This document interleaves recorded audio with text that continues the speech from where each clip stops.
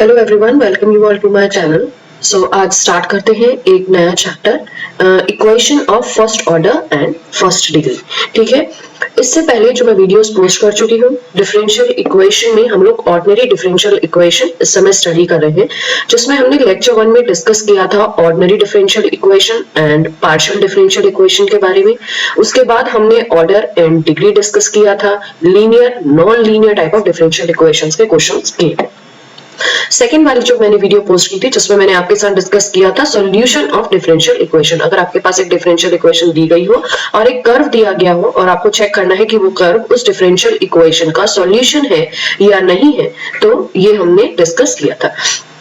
इसके बाद इसी में हमने सेकंड पॉइंट डिस्कस किया था formation of differential equation.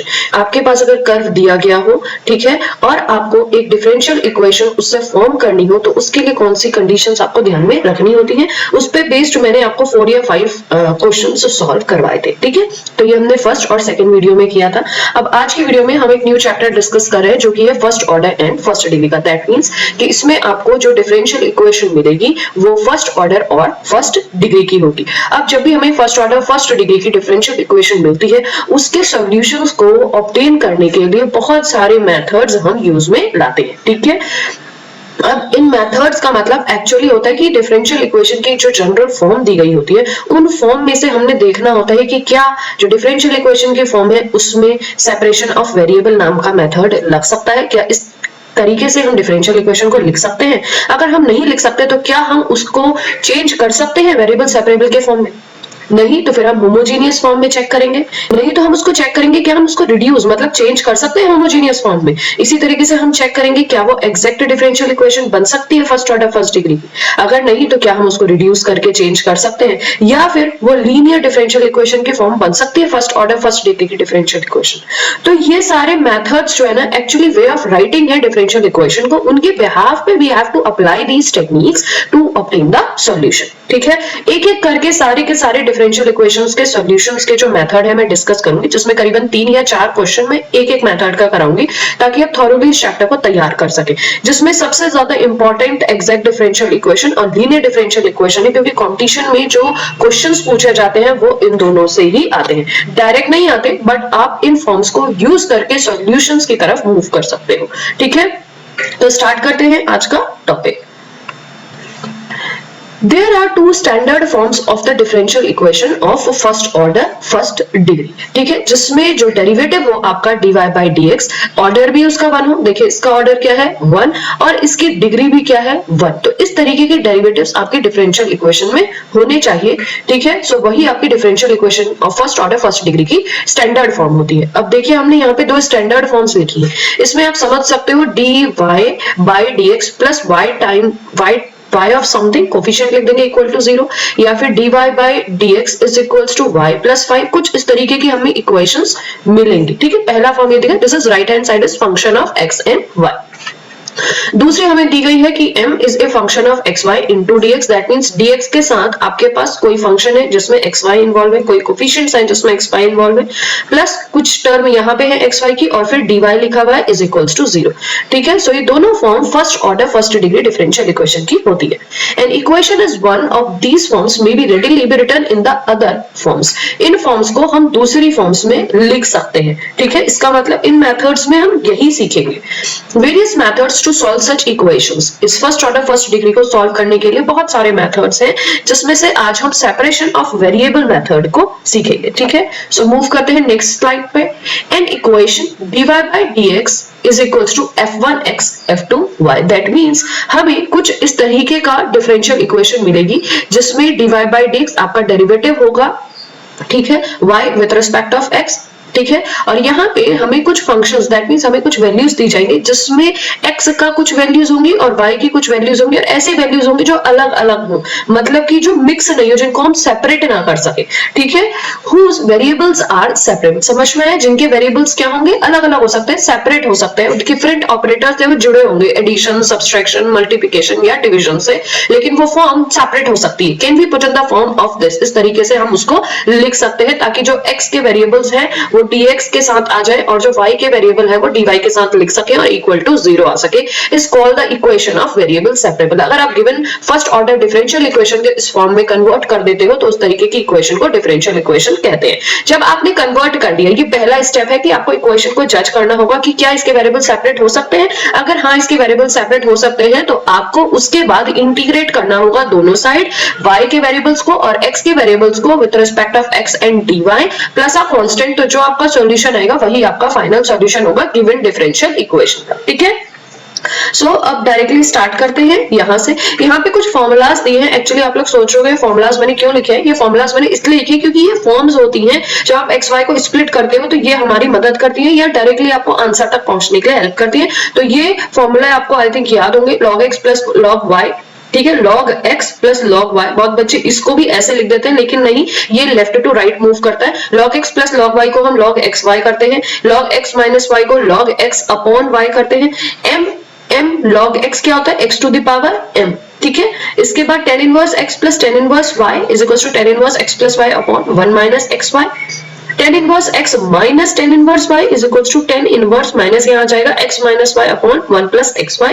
e to the power log fx, आपको पता है दोनों एक दूसरे के एंटी होते हैं तो आपको डायरेक्टली वो पावर वाली वैल्यू आंसर में मिल जाएगी।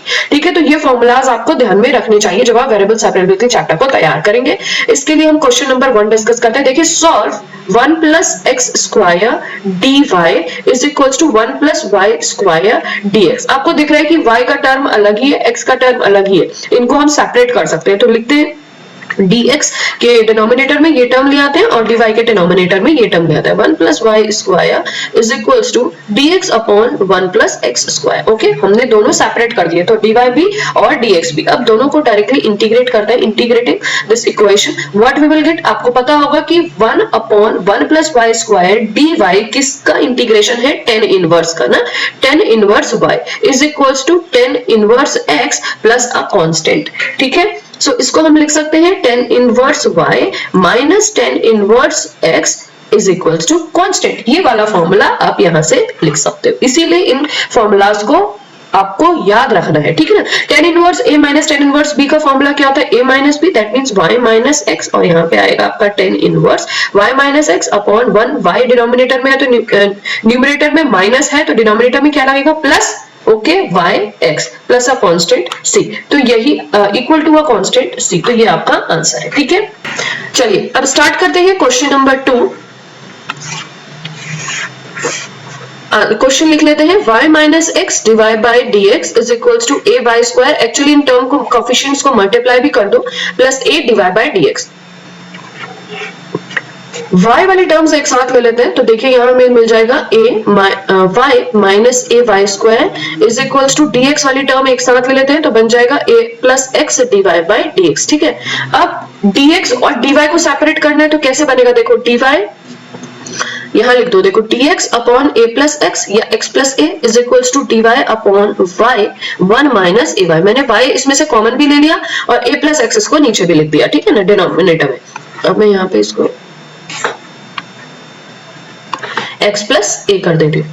अब आप इसको डायरेक्टली जब इंटीग्रेट करोगे तो आपको दिख रहा है कि ये किसका फॉर्मूला है, log of x plus a का, लेकिन यहाँ हमें पार्शियल फ्रैक्शन अप्लाई करना होगा। So using partial fraction apply करते हैं। ठीक है, पार्शियल फ्रैक्शन की फॉर्म बनानी तो आपको आती होगी, 1 upon y 1 minus A Y is equal to a upon y plus b upon 1 minus A Y. ठीक है, एक तरीका तो पार्शियल फ्रैक्शन का वो है जो हमने 12th में सीखा था कि एलसीएम लीजिए, पूरा फॉर्म बनाइए, फिर राइट हैंड साइड और लेफ्ट हैंड साइड के कोफिशिएंट्स को इक्वेट कर दीजिए, ए और बी की वैल्यू आपको मिल जाएगी। या फिर डायरेक्टली हम ऐसे भी समझ सकते हैं, देखिए जब भी कोई टर्म ऐसी हो जिसमें सिंगल वेरिएबल हो तो उसको हम y माइनस 0 मान लेते हैं और उसका जो न्यूमरेटर की वैल्यू होती है उसकी हमेशा जो वैल्यू आती है वो 1 ही के इक्वल आती है, तो ये ध्यान रखिएगा। अब दूसरी टर्म हमारे पास है b अपॉन दिस, सो इसमें 1 माइनस ए वाई को जब 0 रखोगे तो y की वैल्यू आपको 1 अपॉन a मिल जाएगी। ठीक है, y की वैल्यू 1 अपॉन a मिल जाएगी। अब जिस टर्म से आपने y की वैल्यू निकाली है उस टर्म को छोड़ के बाकी जितना भी लेफ्ट में बच रहा है उसमें 1 अपॉन a पुट कर दीजिए, तो वो किसका कोफिशिएंट मिल जाएगा, वो किसकी वैल्यू मिल जाएगी, b की वैल्यू मिल जाएगी। जब 1 अपॉन a आप इसमें पुट करोगे तो b की वैल्यू आपको मिलेगी इसमें से a, तो आपके पास a भी आ गया, b भी आ गया। इस पर्टिकुलर फॉर्म में पुट करेंगे तो क्या मिल जाएगा, a 1 अपॉन y, तो यहाँ पे मैं लिख देती हूँ, यहाँ पे देखिए log of x plus a मिलेगा इज इक्वल्स टू, यहाँ पुट करेंगे तो इंटीग्रेशन 1 अपॉन y। ठीक है, वो हो गया dy। स्प्लिट कर देंगे इंटीग्रेशन को, फिर फिर यहाँ पे क्या मिलेगा a, सो कोफिशिएंट है b की वैल्यू क्या है a, सो a लिखिए 1 माइनस ay लिख दीजिए और यहाँ पे आपको dy मिल जाएगा।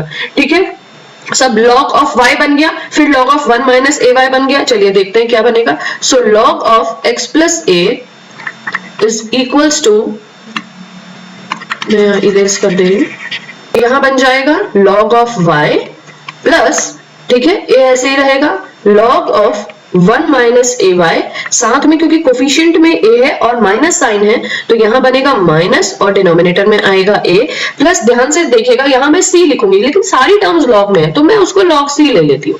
ठीक है, क्योंकि कांस्टेंट है, आप कुछ भी लेके चल सकते हो अकॉर्डिंग टू योर टर्म्स की कैसी टर्म आपको दी गई है। ठीक है, इसको सॉल्व करेंगे, ये यहां से यहां कैंसिल हो गया, ये हो गया x plus a, x plus a. देखिए यहाँ पे log of a minus b का फॉर्मूला लग गया है। ठीक है, ये a प्लस बी और ये a माइनस बी, तो y c एक साथ आ जाएगा क्योंकि एडिशन में है तो प्रोडक्ट बन जाएगा, ये डिनोमिनेटर में आ जाएगी टर्म 1 माइनस ए वाई। सो ये आपका फाइनल आंसर है इस क्वेश्चन का। ठीक है, अब नेक्स्ट क्वेश्चन में मूव करते हैं, मैं यहाँ से इसको इरेज कर देती हूँ।